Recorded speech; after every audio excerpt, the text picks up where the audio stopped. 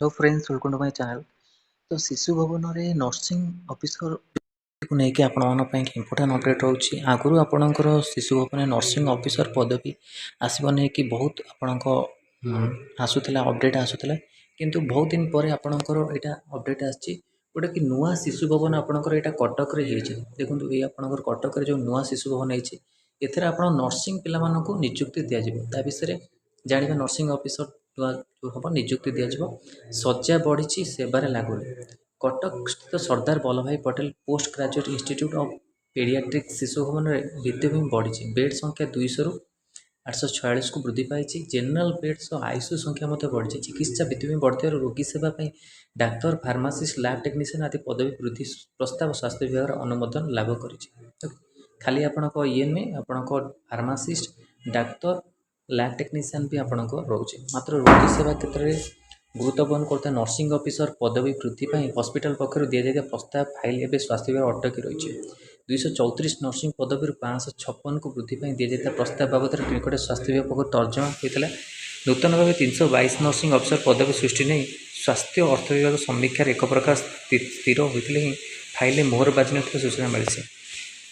Nursing officer अभाव नूतन भाव निर्मित 7 महल विशिष्ट कोठार बेड संख्या बढ़ी यह शिशु रोगी सेवार लग पार शिशु भवन नर्सिंग कर्मचारी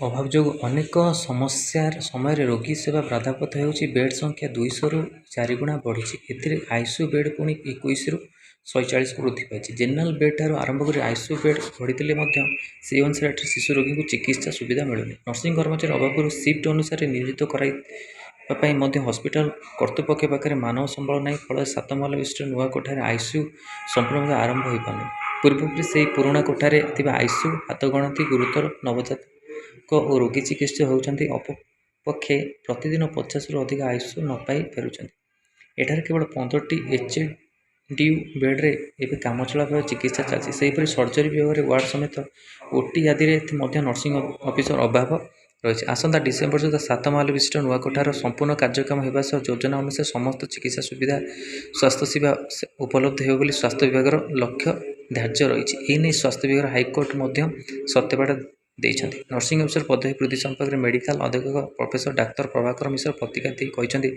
सरकार निकट में professor associate professor assistant professor ASR समेत पारामेडिकल पदवी वृद्धि प्रस्ताव को मंजूरी देइछन्ति। नर्सिंग ऑफिसर पदवी वृद्धि प्रस्ताव खूब शीघ्र अनुमोदन लाभ कर। तो यहाँ नर्सिंग ऑफिसर जो पदवी अच्छी आपन को वृद्धि पाइब यहाँ आपणकर जो रोचे पोस्ट यहाँ आई थिंक अलग आपणक रहीपे कि O3 सहित इनक्लूडिंग रहीकि आपड़ आसीपारे। तो वेट करूँ जदि पदवी वृद्धि होची किछि तो आपण मन पई कि बहुत भल गुड न्यूज। शिशु भवन रे आपण को नर्सिंग पिला मन को 5+ पोस्ट भी आपण को देखा मिलवा।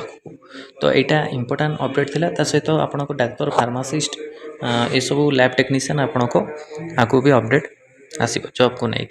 यहाँ इंपोर्टां अपडेट थिला आपण मन पई कि नर्सिंग ऑफिसर पदवी को लेकिन बहुत भल लगी लाइक और शेयर करूँ। आम चैनल प्रथम थर पाई चैनल को सब्सक्राइब करूँ और यही कंटेंट बेल आइकन को क्लिक करूँ जो समस्त नोटिफिकेशन आप पाखे पहुँच पारे। धन्यवाद।